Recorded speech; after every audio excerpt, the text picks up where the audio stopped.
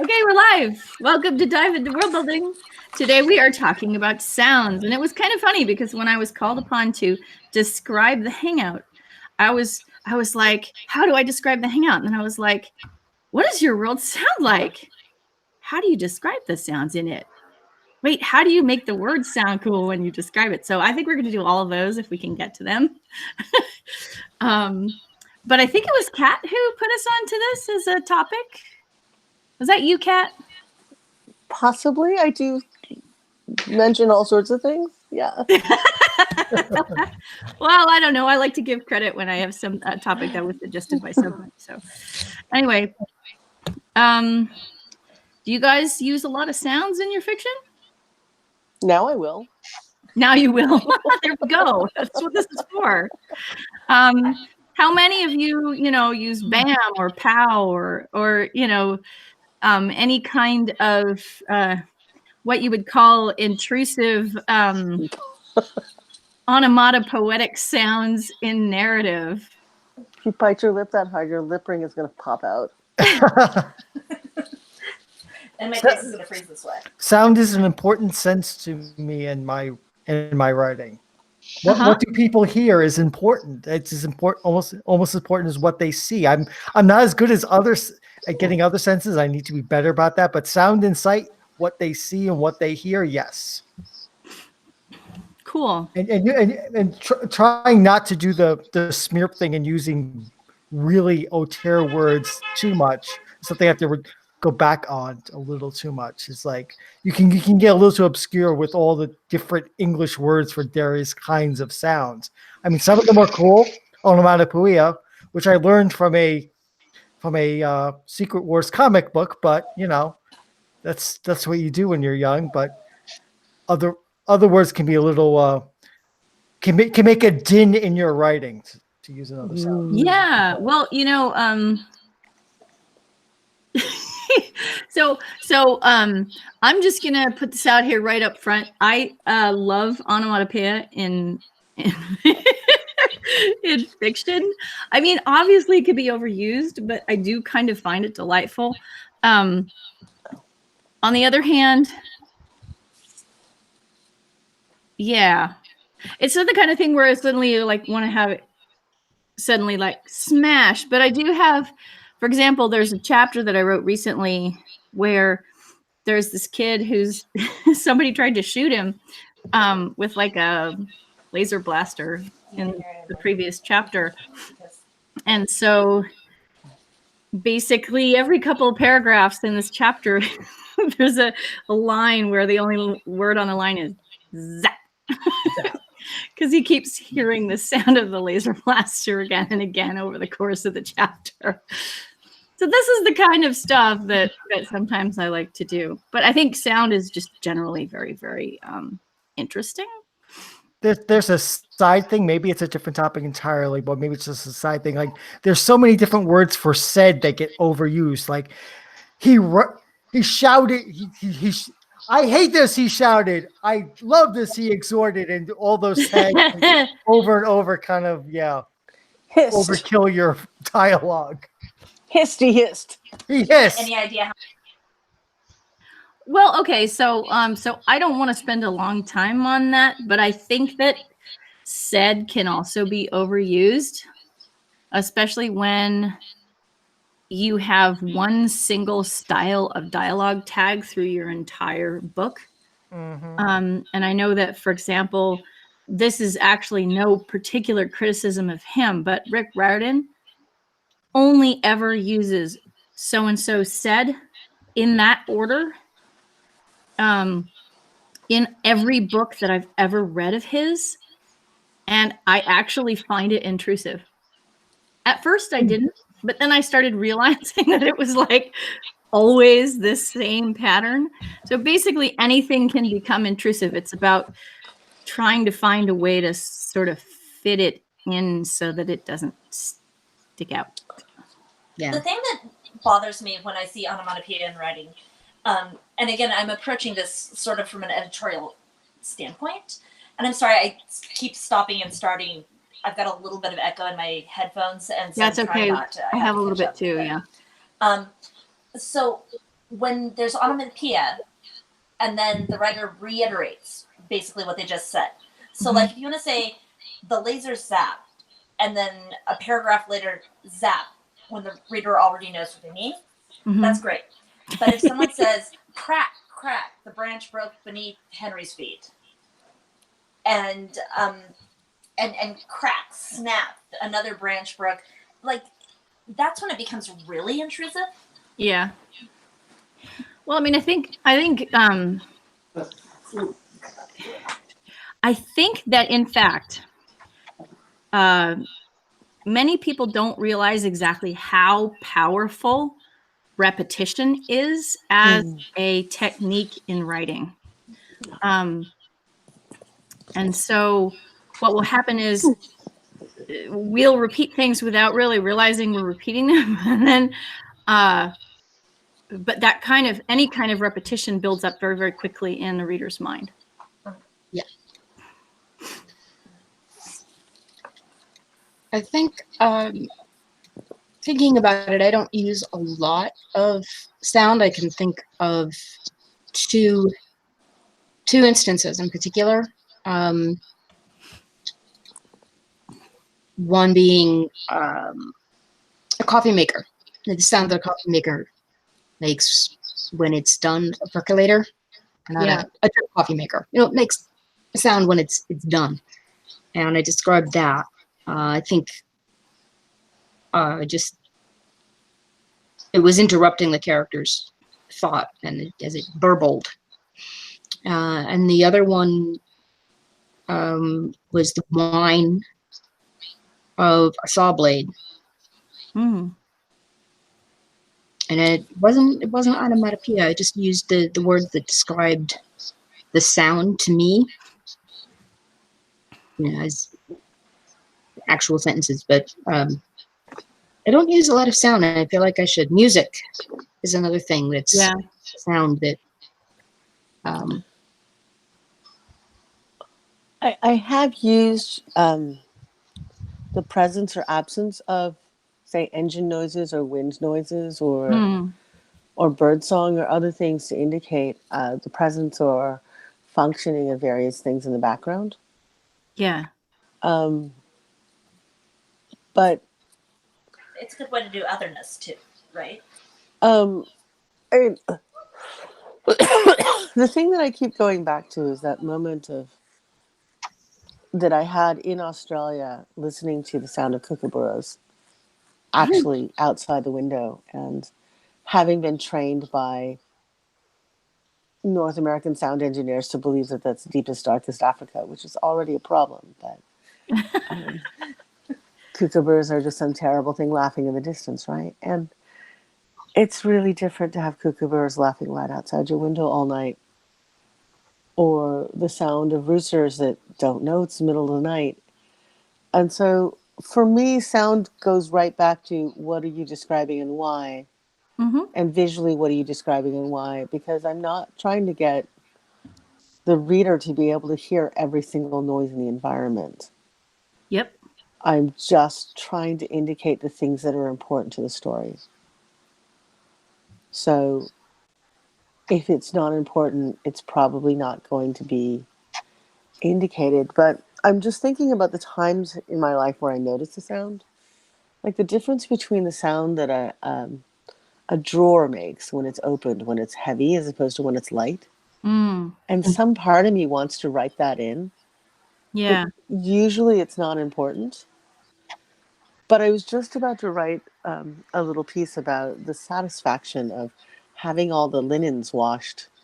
And so the drawer is heavy with all the linen. So it comes out with a much more... and see, I'm stuck because I haven't done this yet. Where when it's light, it has a much raspier, more hollow noise to it. And when it's full, it has this really weighty glide. But some of that is the sensation of pulling it out with a weight. But some of it is just the way that it sounds. If I were doing a radio play, you could actually hear whether that drawer was empty or full. And so, on the other hand, if I were writing that passage, is the important part of that that I can hear the difference, or is the character actually noticing it for a reason? Is the important thing actually about the emotional satisfaction of having a full linen drawer, or does the sound tie into something else? And so everything I describe goes through a litmus test of why am I describing it, as opposed to, I think there's a certain, I really don't want to make English teachers feel bad, but I feel there's a certain thing that happens when we're being taught to write, where we're taught to write in ways that will show off how beautifully we're writing. Mm-hmm. Yeah. And it's possible to write that beautifully, but it's not really necessary. And beautiful isn't necessarily the goal. And so I have this persistent argument with people who approach literary criticism from the viewpoint of, is this sentence beautiful? As opposed to how well is it telling the story that is meant to be conveyed. Yeah. I that's something that I definitely relate to. Especially when it comes to using figures of speech. But I think onomatopoeia would come under that rubric as well. The I really. Oh, sorry. the other thing that's really interesting is that some languages are very onomatopoeic and English isn't. So not isn't, but definitely doesn't do it the same way as other people. not as a matter of obligation is what I'm going to say. Okay. It is optional in English. It's grammatical in other languages, in some other languages. I don't really agree with that either, but that's okay. Mostly is fair. I like what you're talking about with when you're just trying to describe the difference between a full drawer and a light drawer. It just bringing to mind different textures of sound and also weight, and so you're adding an extra level of immersion and reality in the prose then, and in the story, which just through that evoking of that type of sound. I think that's one of the things that. So I'm really cautious about using onomatopoeia because I don't want to draw attention to the prose at points of immersion, but in those places in the prose where there's space for something like what you're talking about there, like where I'm trying to describe this particular thing and give it extra texture, weight, depth, immersion. That's this great place where the onomatopoeia serves both the purpose of bringing that and also not pulling the reader out of the story and making them focus on the words. If that makes sense. I think actually that's a really good point, and that additional sense of immersion is sort of like it's a sort of an author choice to bring an extra level of dimension to the story at that spot. And it might serve really well as a way to draw readers' attention to a particular moment or a particular action as well. So when I see onomatopoeia, it does bring this very sort of storytelling moment to the story, because you can picture sitting around with the author and the author's like, "Zap! The lightning hit." But if you overdo that, you end up sounding like, okay, there's a bunch of wonderful, wonderful early reader fiction out there. But Hold on just a second.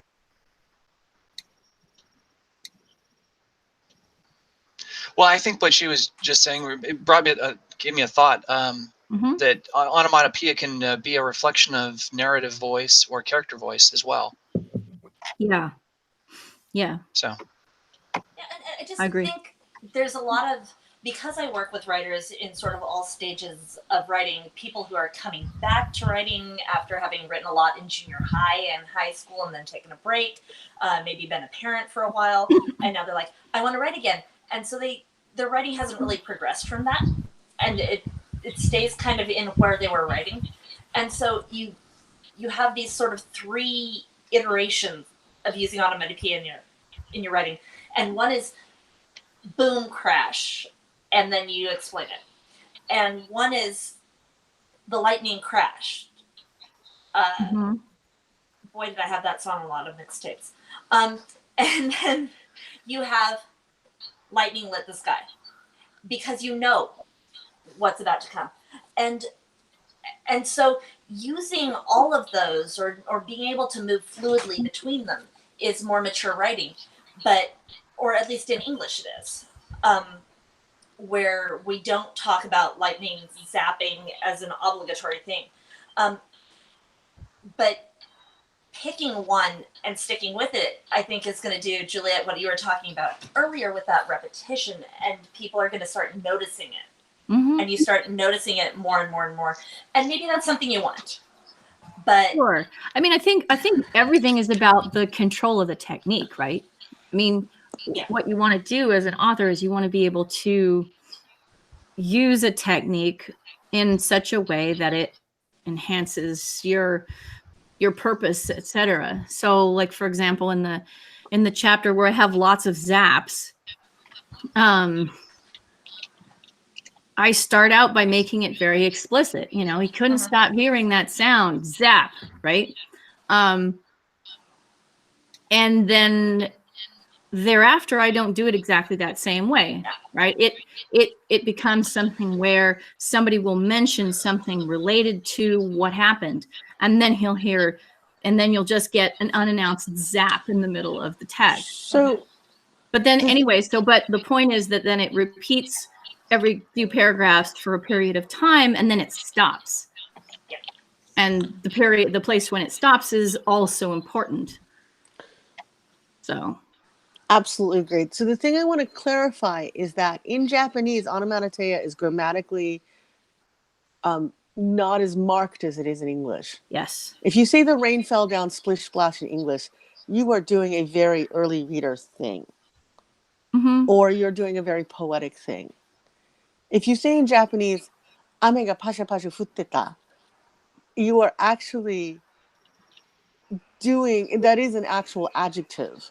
It's just that the adjectives are formed onomatopoeically, and there are other languages that do that. And so I want to just add that little framing that our assumptions of what is mature or elegant or whatever else are very much culturally based, and they're also even localized to our languages. There are Englishes where that's not, the influences are from languages that do more onomatopoeia, so that the rhythms of the language change. And the major reason I want to mention that is I've seen editors try to impose a universal standard that I think is inappropriate. Sure. I also think that a lot of onomatopoeia in English is sort of stealthy. Is what? Stealthy. Because you have the splish splash types of words, and then you have, the whine of a saw blade. He trundled across the room. Right? Now, trundled is not a word that we would necessarily think of as onomatopoeic per se. It's a sort of manner verb of motion, but at the same time, it does have an onomatopoetic element to it. Because words have weight, syllables have weight. When we were discussing this earlier here, we talked about the word squelched. Hold on just a moment. I like the word squelched. Squelched is a good word. We have I think in some sense we have some words that are really, really obviously onomatopoeia, and then we have a bunch of words that are sort of verbs with manner associated with them that have onomatopoetic aspects, and then we also have words that just have particular vowel qualities, for example, that change the way that we react emotionally to them. And so any of those can be something that you can use on purpose. A really good example of somebody who loves to use words in that way is James Thurber. And if you want to see him really go to town using words in that way, I recommend either The 13 Clocks or The Wonderful O. Either one of those. They're kids' books, but he just has a ball with using the sounds of words that would otherwise be considered quite ordinary. I think that being focused on the the sound of the words being used is really a vital part of creating work that is easy or difficult to read in the moment, Mm-hmm. and to consider the sort of, all the S's and the L's, and are we working with sibilance or liquidity? I think those are really important considerations, but I don't know that calling them onomatopoeia is accurate. I don't know that it needs to be. Well, I mean, it there are feels other like a terms that we digression, can but use, but yeah, no, I think that the soundscape of your language is really important, and I think I've observed people who are using consonants or assonants or other sorts of alliteration, and all of these things should be being used consciously, I think, Mhm. because oh boy, you can really get some terrifying strings of words if you're not paying attention. Yes.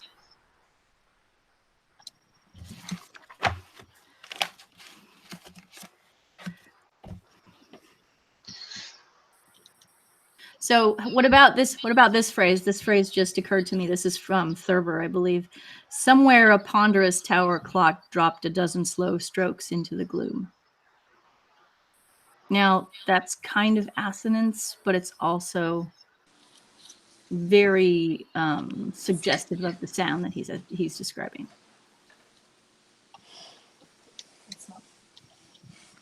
So you're asking if that's exactly onomatopoeia, or is I'm onomatopoeia adjacent? just saying that it's a sound technique that is interesting, and I don't consider it unlinked to the sound of the clock.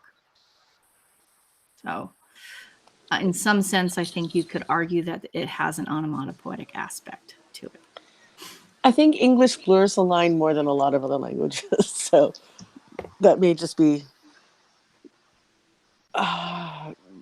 trying to count angels on a pin. Interesting exercise, possibly, but Mm-hmm. I think if we just talk about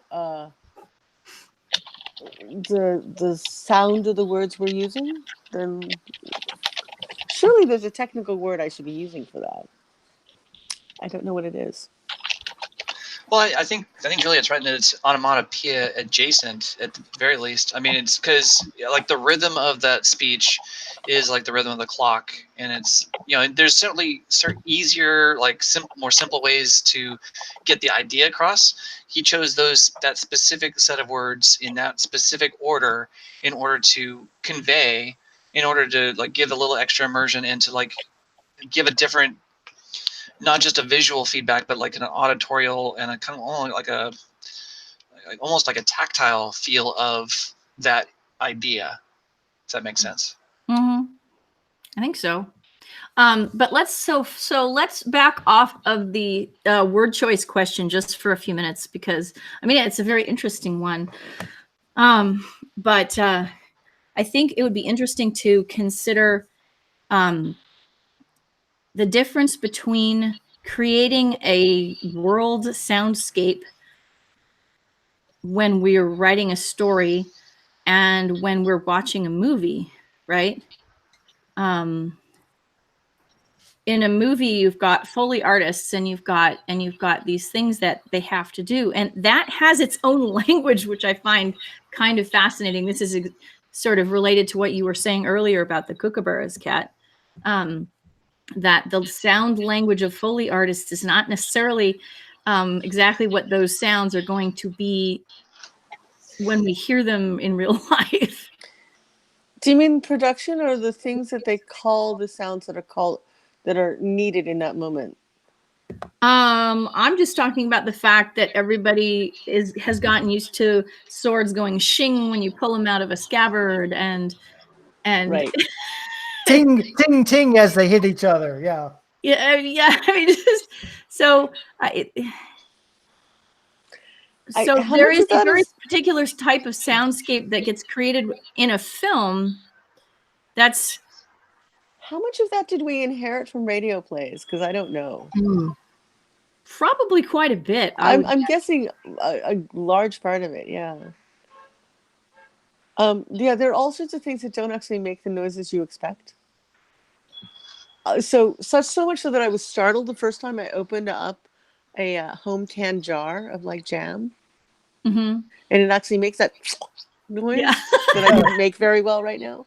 But that noise of the unsealed vacuum, and I was startled because I didn't expect it to happen, because cans don't make that noise, and like jars don't always make that noise. But unsealing that metal lid, so yeah, it was interesting. Well, I think that so when you're writing, one of the considerations when you're writing is that anytime you're going to be describing, it takes up a bunch of space and it takes up a bunch of reader attention time. And so you want to be able to contribute sound information to the experience of the story and the experience of the world as you're reading, but you don't necessarily want to slow people down a lot and take the time to, really go in depth into the soundscape. Obviously, if you're writing somebody who's trying to go through a place in the dark and has to navigate mostly based on sound, it'll be a little different. So adding in sound information can be something that slows a reader down in their reading, or at least requires them to put more attention time on something specific. But that can be used as an effect. You want the reader. That's where I was going. that's not Paul, bad. thank you. I think that we're right back to the thing we were talking about last week about what is the reader expectation and what do they know? Yeah. And what do they not know? Because I'm also thinking about, you don't always say how many steps into a room a character took, but sometimes it's really important, and sometimes the soundscape is really important, and sometimes it's meaningless. And I'm thinking about various sorts of thrillers and other things where the character's locked in the trunk and they're listening really hard to what's going on. Well, I was about to, like, you saying that, I was thinking Stephen King, who is fantastic about dropping sound details in, because he's always going to change something with the sound. You have to know what the normal sounds of this house by the lake are like, because when it goes quiet, you have to know. Yeah. Sorry. That's another point that you made last week too, actually, Rowan, was the idea of establishing a sort of normal baseline, so that you can then find it meaningful when the story departs from it. It's a hero's journey, but it's for the world. Yeah, unless you know what normal is, it's hard to do the other, right? But and this is why assuming the other is a really is a deliberate act, or at least we should do it as a deliberate act. I don't think we do it often enough. But also, I'm looking back and going, how do you as a writer convey that a sound is normal? I mean, I think I know how to do that, but just to think about it, of what is normal and what is unusual, and how do you navigate that when your probable reader has a very different framework than your viewpoint characters?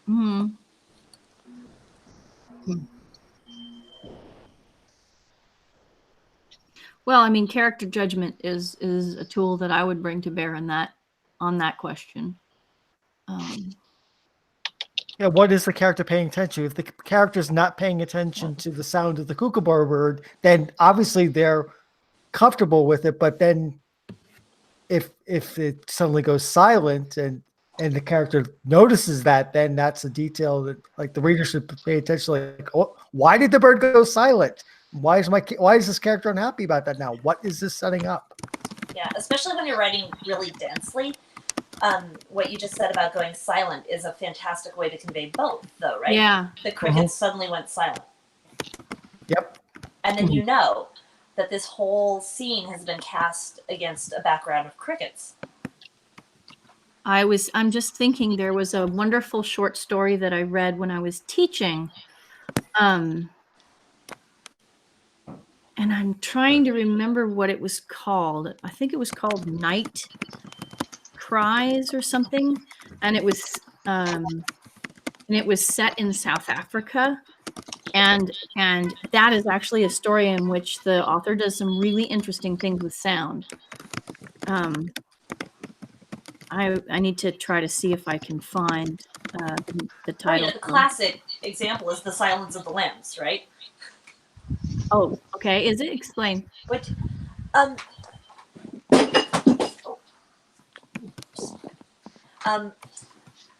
so the way that Clarice Starling describes her childhood and the thing that drives her is very, very sound driven. And she used to listen to the lambs crying in the barn.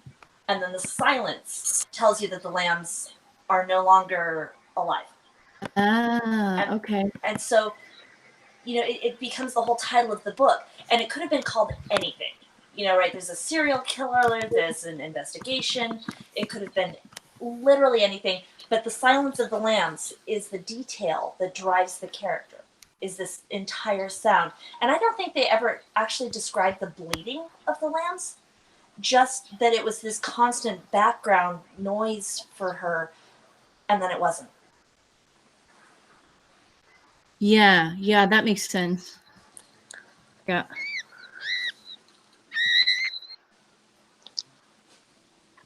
That was an interesting sound. It's a bird. Yes. Indeed, a bird. Is that Che's bird? I think so. Probably. In the narrative of this production, that would be a good place for an onomatopoeia. Yeah, there you go. Well, I'm trying to pet him. not having it, but I will say that in describing that scene, if you left out the sounds, it wouldn't have nearly the resonance that it does of trying.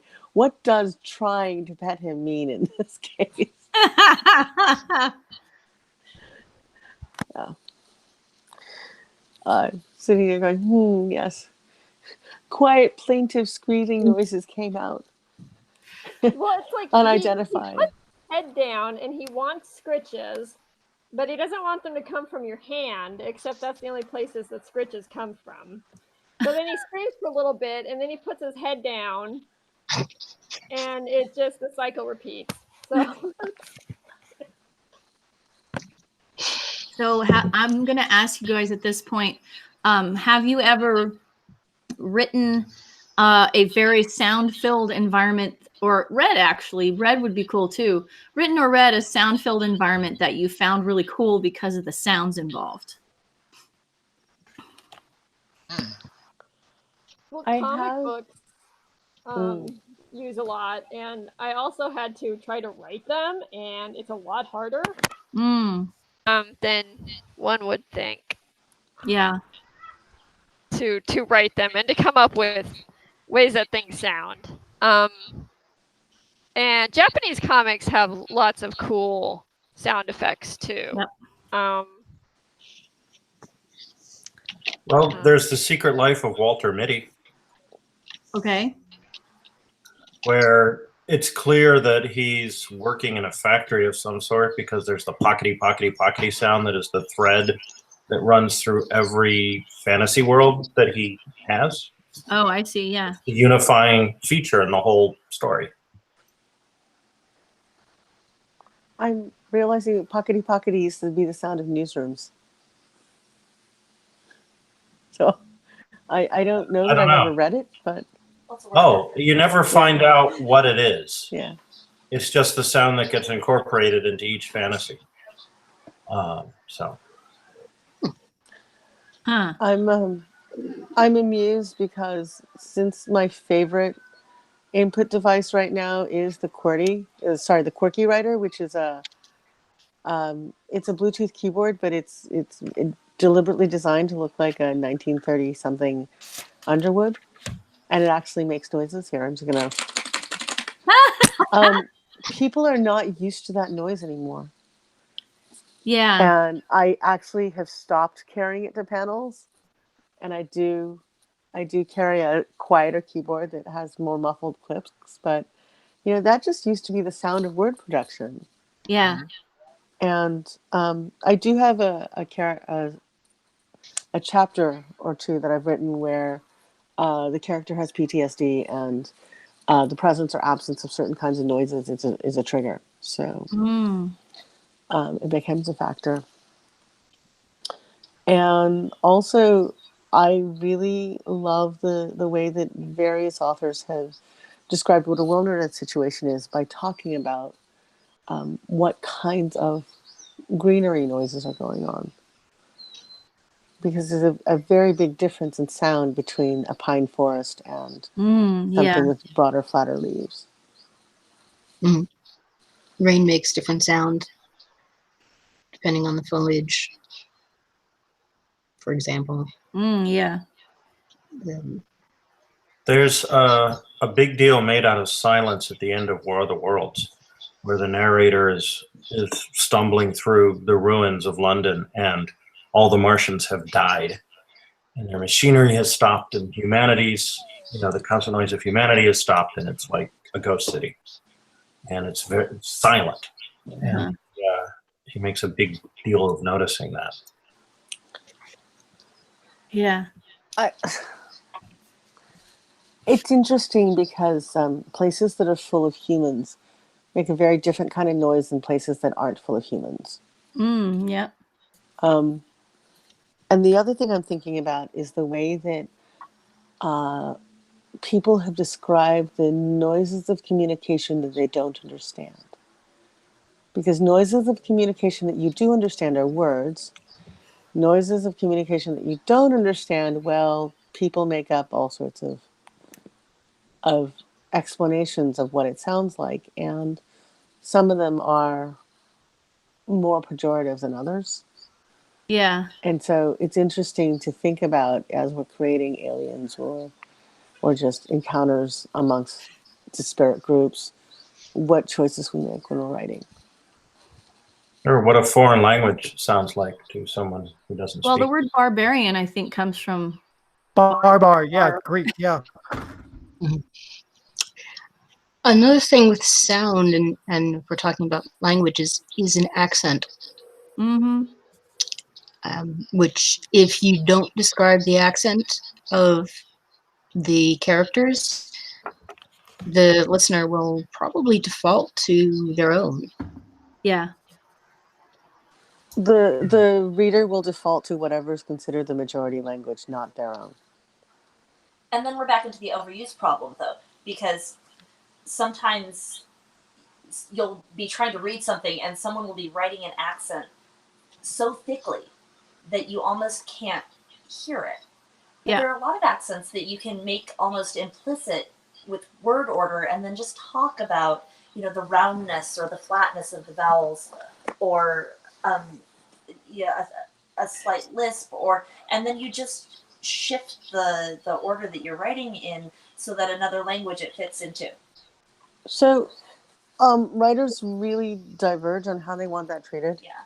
And I know that, for instance, Tobias Buckell has had his arguments with editors about how he wants to present things and whether or not patois should be presented untranslated, and whether or not it is belittling to depict dialect. And so there's a whole bunch of interesting stuff going on, but I think that the insistence that we make the reader supply the sound it's a weighted choice, and sometimes it's the right choice to make, but I think that it's not always the right choice, and I think it's put out to be the right choice in ways that normalize some things and really stigmatize others. Yeah. Yeah, it's not a universal. The difference between narrative and dialogue. Right. And first-person narrative versus objective narrative. Well, but if you always make the objective dialect speak standard whatever English, it's also reinforcing certain ideas about what's objective. Yeah.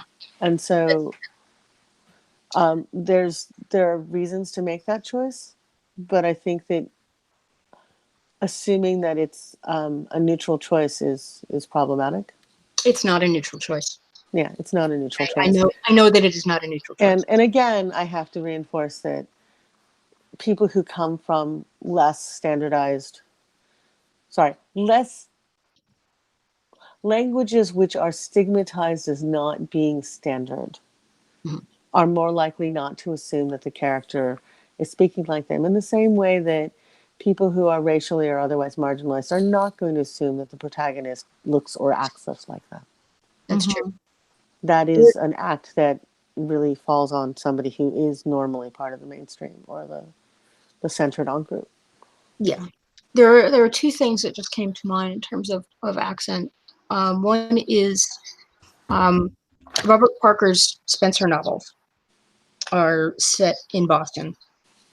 And I've lived in Boston. I lived in Boston a number of times, so I know what some of the local accents sound like. But I never heard them while I was reading the books until it was remarked on when they were out of state talking to someone else from Boston, and he mentioned specifically the specific sounds and said it's good to hear somebody from home again. And so that was a little jarring to me, even though I knew what it should have sounded like in my head. Well, okay, so part of this accent question has to do with the fact that many people, when they think of accents, think exclusively about the sort of phoneme level of the accent, and there's nothing wrong with engaging on the phoneme level with an accent, but accents express themselves in so many more layers than just that. So it's important, I think, if you're going to be working on an accent, to do a lot of listening to the accent in question if it's a real world accent, but also to think about how word choice influences the way that a person sounds, and how gosh, there's not necessarily a ton of morphological stuff, though some people have alterations in morphology, but things like prosody, just intonation and rhythm in speech, can be a really, really good way of expressing a different style of talking without actually having to alter your spelling of words. So I think the real question is, how much is that accent meant to be noticed? And how much is that accent noticed by your viewpoint character? And is there a distinction between your narrator's accent and ear and your viewpoint characters, or whoever you're depicting? And it's interesting reading, for instance, Southern writers, and how much is the South being expressed, and how much are you just supposed to do the work, and how are you to know that somebody is a Southerner, and how is a Yankee written in that particular writer's toolbox? I can't think of any examples recently because I've been avoiding that entire genre. I'm sure it exists out there, and maybe someone else can pick that up. Yeah.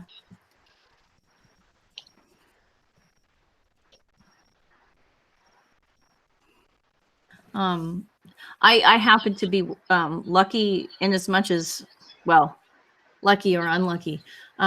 When I work in the Varan world, I don't have to reference any real world accents, and in fact, I should definitely try to avoid referencing real world accents. I was I was in particular recently working with my soldier cast, and I was making a very explicit choice not to have them call each other mate because that is explicitly coded as an Australian mannerism in the expectations of a reader. So I was like, okay, well, we got to rule that one out. What I find interesting based on historical reality is that we have very American ideas about what constitutes an upper class accent, what constitutes a lower class accent, what constitutes a rural accent. And those patterns are not universal. They're very accidental and cultural. Yeah. Where drawling used to be, a very, very posh accent being drawled is one kind of thing. A very, very posh accent being very crisp is a different kind of thing. And they coexist within the same language. Mm-hmm. And sometimes in the same geographical area. And sometimes it's just chronological. What was in fashion at one point versus another. Yeah. And I've seen people trying to intimate cultural things about characters by saying things about drawled and clipped and stuttered and everything else. And I think it's really tricky depending upon what you're trying to evoke. Mm-hmm. And is it really important that it was drawled? I think I find that what's important is the fact that it was extra drawled out, right? Or that it's gone really clipped when it's normally drawled out, for instance.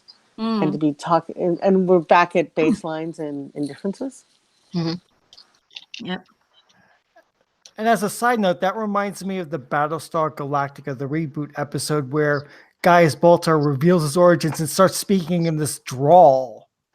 It just to try to show, like, no, I'm originally from the sticks. Honest, it sounded completely at odds for every word we had heard him say throughout the series, and suddenly he breaks out in this quote unquote natural accent. But that goes to what you were saying, Kat, with the assumptions of what's posh and what's not. Is the clip the high class, or this is the drawl? And I think now the assumption is a drawl is not and clipped is, but that's not always the case, or has to be the case in a world that you construct. Yeah, this is why establishing your baselines is so critical, because we can't rely on people necessarily to bring in a baseline that is going to match the one that we'd like to have. So figuring out how to establish what the norm is a pretty important task.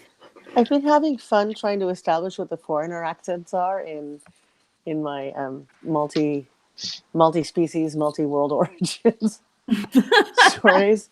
What kind of accent does this character have when speaking that other language, and what does it evoke for the native speaker? Because sometimes there's these accents where you listen to them and you have an emotional response that has nothing to do with the capabilities or anything else being displayed by the non-proficient speaker.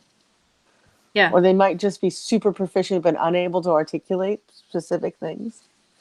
Yeah. And whether to allow those things to just ride by without being noted, or whether to call them out as a thing that the character is noticing that they're noticing, becomes an interesting thing to me. Well, and when you're talking about, it's useful to note that when you're talking about foreign accents are generally influenced by the native language that they are coming from. And so if you want to know what a person's accent is going to sound like, it's useful to know some things about the language that they speak natively and how their vocal apparatus is accustomed to forming those sounds.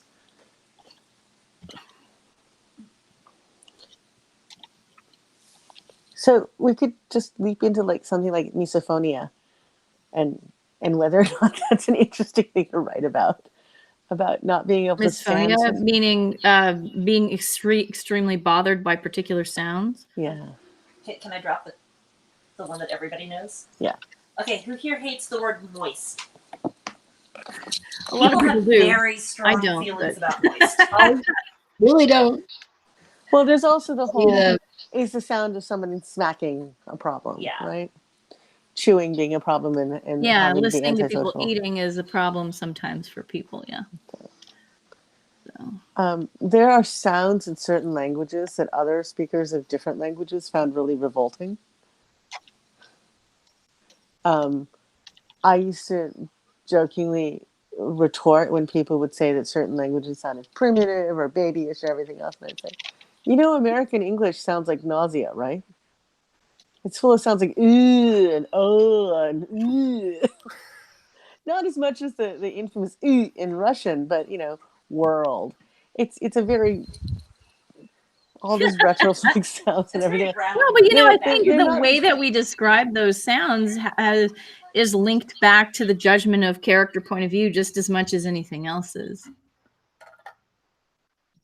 I remember H.P. Lovecraft liked to use the term the meeping language of ghouls. So he described their language as meeping from the point of view of a white New Englander in the early 20th century, which was always his point of view, pretty much, except for the outsider. I picture the sound that like the yip, yip, yip, yip, yip, yip, aliens made. Yeah, that's And it's like it's right out of the world. So Beaker is from The Lovecraft. yipping language of aliens. Mind blown. well, the Swedish chef, actually, I read that the Swedish chef was not always Swedish when translated into different languages for local markets, but always foreign to the local market, whatever they would find funny. Oh, yeah. What language does the Swedish chef speak in Sweden? Although I think that all the Nordics are subtitle languages and not dub languages, or dub cultures for foreign content. I don't know. Well, in the show Faulty Towers, there was the character of Manuel. Oh my. Who was very, very awful. And when they translated the show for Spain, they made him Italian. There's a thing about what region is a character dubbed into, which is a whole sociological study, and like the certain kinds of characters are always sounding like certain regions of the country. So I mean, for the Germans, who sounds like a Bavarian and who doesn't. Well, I mean, so like for example, the Lord of the Rings, there is a distinct dialect difference between Frodo and Sam Gamgee. Oh yeah. That you can definitely analyze. But we are now past 5 o'clock. You just mentioned Tolkien. Tolkien was brilliant at use of vocabulary as character and as marker for place and class, and he allowed it to infect the prose.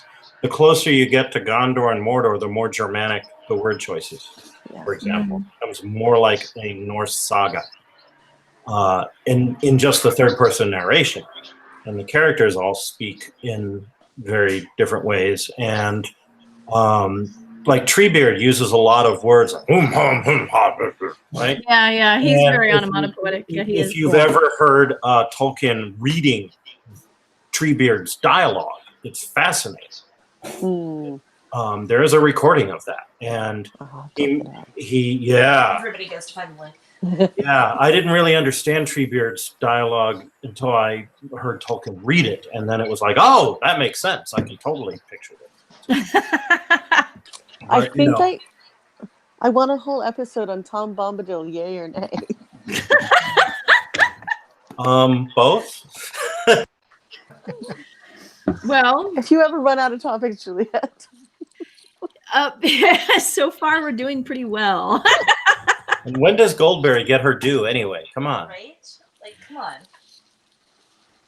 All right. Well, I'm going to thank you all for coming. This has been a lovely hangout full of wonderful people. I appreciate you all for being here. I'm headed to the Nebulas this weekend, so look for me.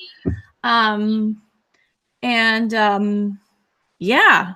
Line up people to get interviewed in the show while you're at I'm always working on that. We have Jamie Go, who's coming on May 31st. Yay! And I think we have actually 2 guests in June. Peter Terrias is going to come on the show. Oh, nice. United States of Japan. Excellent. Yeah, and Mecha Samurai Empire, I believe. Yeah. Yep. Those are his 2 mecha books.